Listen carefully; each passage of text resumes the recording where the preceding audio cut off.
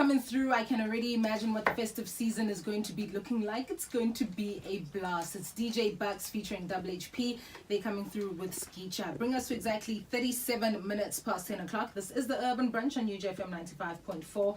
We're keeping you company all the way up until 12 noon. If your friends haven't joined us, bring them to the table because brunch is being served. But right now, we're going to get into quite an interesting conversation. In studio, we're joined by Thembi Buthelezi from the Future Generation Leaders Foundation. And there is a possibility that we can sleep our way to A's, but we will get into that. Morning, Thembi. Good morning, Siswile. How are you doing? I'm great. How are you? I'm really happy to be here. Thank you so much for having me. No, it's great to have you with us. So let's talk about the Future Gen Leaders Foundation. What exactly is the Future Gen Leaders Foundation? Yeah, so I grew up here in South Africa. I grew up in Pimville, and I mean, when I was growing up, it was during apartheid. Very, very tough times in South Africa. So to actually make it out of Soweto and make it into the US and become the first Black South African woman to work on the New York Stock Exchange was huge. Yeah. So I needed to come home and be a part of the change from the inside out. Yeah. Because there's so many young women in South Africa that are not given the opportunity to be in finance, to actually fulfill their potential. Absolutely. So many young men, brilliant geniuses here in Africa, just on the continent of Africa, because I do work on the continent of Africa. But I wanted to come home onto my continent, my people, and uplift the generation, the next generation of leaders. Because in Africa, we are going to dominate the world. Absolutely. I see this happening. Absolutely. It is a vision that I am calling forth. Yes. Yes. And it will come to life. It is coming to life. I like that. So, growing in Soweto, Pimville, then finding yourself in New York, working for one of the biggest stock exchanges in the country, well, in the world. What was that like? Because I mean, like you were saying, for others it's something so far-fetched. Right. For others it's something that they feel they can't see happening. Right. What steps did you take to actually get to that point? So I ran away from home when I was 17. My dad was very abusive. Okay. He was very, very abusive. And, you know, my dad was in finance. He was an insurance broker. Yeah. So every time he didn't make money and he would get stressed out, he would come home, punch my mother out, punch me out. So the 21st of August, 1998, I said enough. I can't take this anymore. I ran away from home. The first job I got was a telemarketer. I was selling stock market trading programs. That's how I found my way into the financial markets. Okay. I had that, you know, that understanding of money because my dad was in the financial service industry, but I was also reading a lot of great books. The first book I read at 12 was Think and Grow Rich by Napoleon Hill. Yes. And when I read that book, I said anything is possible. Yeah. Because in that book he says, as long as you can use your mind, What the mind anything, can see. girl, Yes. anything is possible. So for a Black South African woman, for me that was scary. It was like, whoa. But I said, I have no choice. I'm already at the bottom anyway, so I might as well strive for the top. So I sold stock market courses. I was really good on the phone as a telemarketer. I saved my money, moved to London, and I started trading the forex market. Okay. Lost a lot of money doing that. Came back to South Africa. Got a visa, went to the US, and went to college in the US, and then got recruited to work for a hedge fund. It was surreal. Because I was sitting there as the only African, but also a Black woman. And I said, oh, Nelson Mandela, thank you so much. Winnie Mandela, thank you so much for the work that you put in, because I am here because of all of those visionaries that went ahead of me. Martin Luther King, Rosa Parks, all of those great leaders that went ahead of us. So that I could be sitting in this chair trading stocks with men who make $1 million an hour. Yeah. I'm like, no, God is good. No, God is good. You know what I mean? Yeah. So if I can be the beacon of light, if I can be that one woman in Africa that others can look up to and say, if she can do it, there is nothing impossible. But I encourage the young people to read. We've got to read. Absolutely. You know, when you read, it takes your mind from poverty thinking to possibility thinking. Absolutely. We've got to read. Absolutely. So now, Future Gen leaders, what exactly are you doing then to get future leaders to a place where they feel like, you know what, actually, it's possible? Right. So I decided to come back. I actually graduated matric yesterday. Oh, wow. I dropped out of school. I was 17. I dropped out of school. Didn't finish matric. So when I got to the US, I wrote a GED. Okay. Which it's like Abbott here in South Africa that allows you to go to college, university. So yesterday, I did an undercover student for the past month. I was at the National School of the Arts. Okay. And I was an undercover student. Okay. I was living in boarding school in the hostel. Okay. I was wearing uniform, going to classes like all the other students. Yeah. I came back. I mean, for me, I thought it was going to be very obnoxious for me to go, I know what South African students need. How do I know? That's obnoxious. That's arrogant. So I needed to become a student. I needed to find out what it is that we need. Because yes, I could give money or raise money for books and beautiful, theater or music room. But what is it that you need to know to help you get the confidence to know that you can in the future? Yeah. So I became an undercover student, and that was kind of crazy. Then yesterday I graduated matric. I am a 37-year-old matric graduate. Congratulations. It's never too late. It's never too late. It really isn't. It's never too late. So when I was at the National School of the Arts, I was hearing what the students needed, right? So I heard you talk about financial literacy and financial wellness, but emotional intelligence, emotional wellness. Yeah. We are so emotionally wounded. Yeah. We are taking so much drugs and numbing ourselves, prescription medication. If I can get the young people to pivot, let's be honest about our emotions. Yeah. Then we'll be honest about our money. Yeah. Then we'll have the confidence to build businesses and be entrepreneurs. Then we'll have the confidence to travel the world and dominate, because I know that is our future as young Africans. Absolutely. Yeah.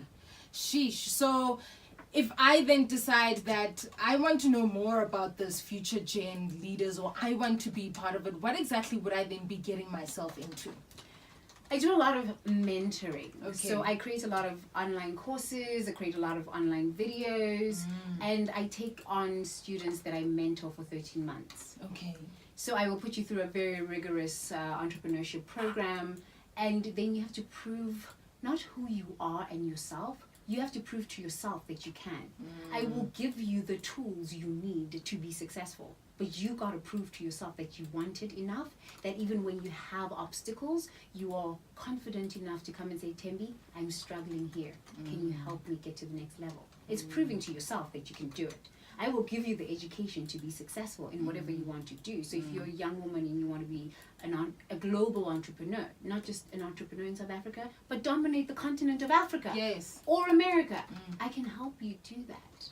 But you got to prove to yourself that you want it enough, that where the obstacles come, you can cry your way through it, but keep on going. Keep on going. So I mentor a lot. I create a lot of video content, a lot of emotional video content, so that people can just feel that it's okay to talk about your stuff and get over it.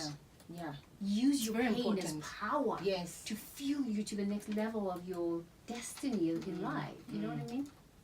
So during this mentorship, like you were saying, you're building global entrepreneurs, you're helping people that must realize it for themselves and within themselves that they can actually do it. I join, and then I come to you with this idea, and I'm telling you that yes, this is what I have planned, this is where I see it going, but there are a lot of loopholes. Do you then help me with those loopholes, or do you then just say, figure it out, and I will help you where then it seems like, it's tough? I will help you with the loopholes, because you don't know what you don't know.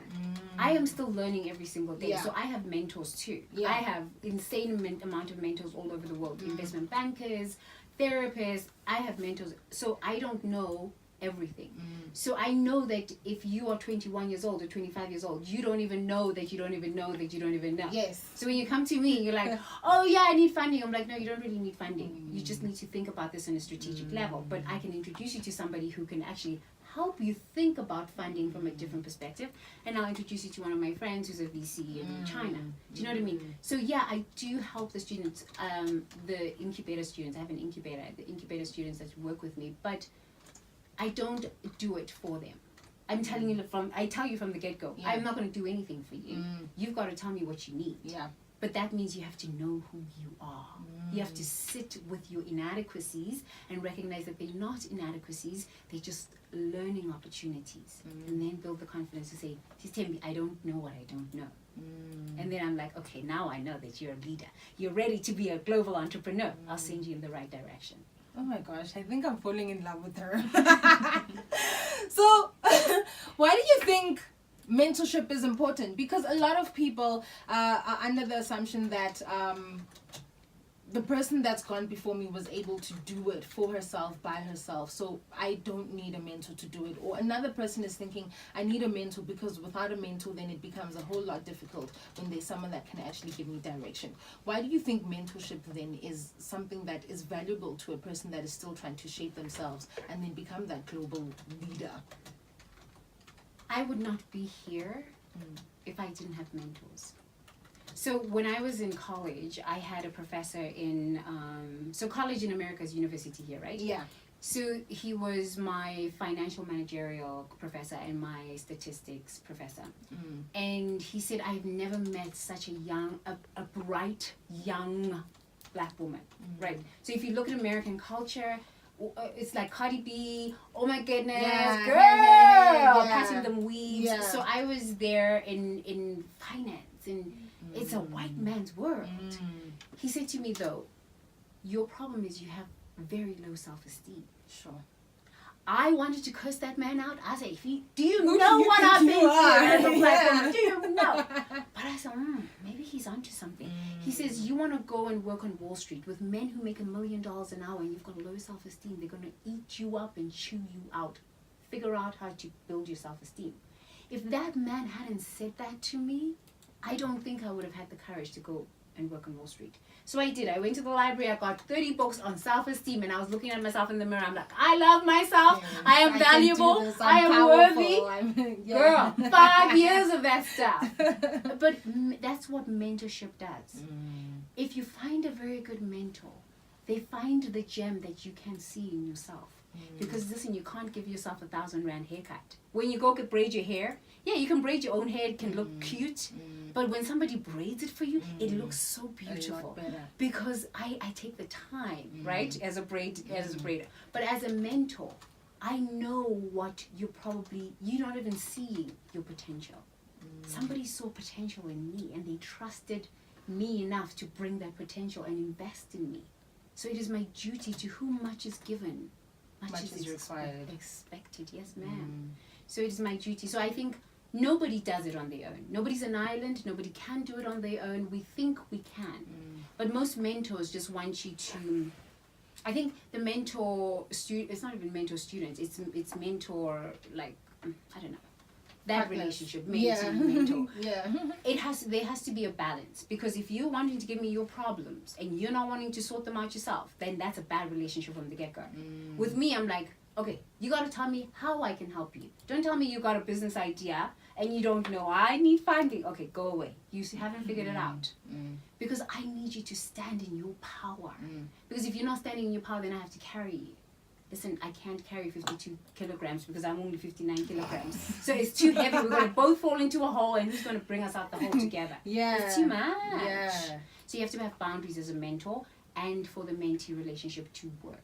That's why it works. How do you identify a mentor that can actually help you? Because for a very long time, I was opposed to mentorship, I won't lie. Because I was under this impression that, well, from the people that I have had conversations with that I felt could be a mentor for me, it was always just a matter of, this was my journey and that person just trying to impose their journey into yours and not necessarily helping you shape your journey and the way you need to discover it, but basically just trying to fix what they did wrong. That's deep, girl. You know? So how then do you identify the right mentor, a mentor that can help you and not help themselves through you? You want to listen to somebody's story. I just told you my truth. I grew up in a very abusive home. I had to overcome that. And if somebody's not willing to tell you the truth, the struggles, there were days where I had no money for food. There were days where I didn't know where I was going to go and sleep, right? So if you talk to a mentor and it's like, girl, you know, I made it was so easy, and they don't want to tell you the times where it was hard, when they were on their knees praying and they didn't know what to do, they're not the right mentor for you, because they're not capable of telling truth. A good mentor will tell you truth, that you don't want to hear. But are you ready as a mentee to be told truth that stings, that makes you look at yourself and go, yeah, Perry, I do have self-esteem issues. I need to go to the library, get some books on self-esteem. You know, without punching somebody out. Are you ready to have that conversation? So that's why I think also as young people, sometimes it's difficult for us to have mentors. Because we're like, oh no, old people. No, judging me. But that's your self-esteem issues, right? You gotta work on your self-esteem issues. I had to work. I said, okay, I have self-esteem issues. Maybe I need to go work on myself. So I think that's it. Just find people who are willing to share their truths honestly and openly with you. Because then the journey, you know that you can trust the journey. Because they've overcome hurdles and battles and pain. Not somebody who's writing, it was so wonderful, so wonderful. Look at me, I'm driving a Porsche now. I'm like, that doesn't make it. Success is not a straight path up. There's so many failures. There's so many setbacks. Oh my God. That person who's willing to tell you that stuff, that's real. Yeah, and real is what you need, because these pseudo or fake images that people have then have the person that's probably looking up at you thinking like they failed in life because their journey is not necessarily as straight as they think their mentor's journey is. Girl. Yeah. Like we have such flashy websites. Everything looks so beautiful. So beautiful. Everything looks so beautiful. Yeah, but inside you're broke. Yeah. You know, and you're emotionally broke. I think for me, the mentors that made the biggest difference were the mentors who were hard on me. That they were willing to strip away the BS. Because of course we cover ourselves in BS to protect our pain and our wounds.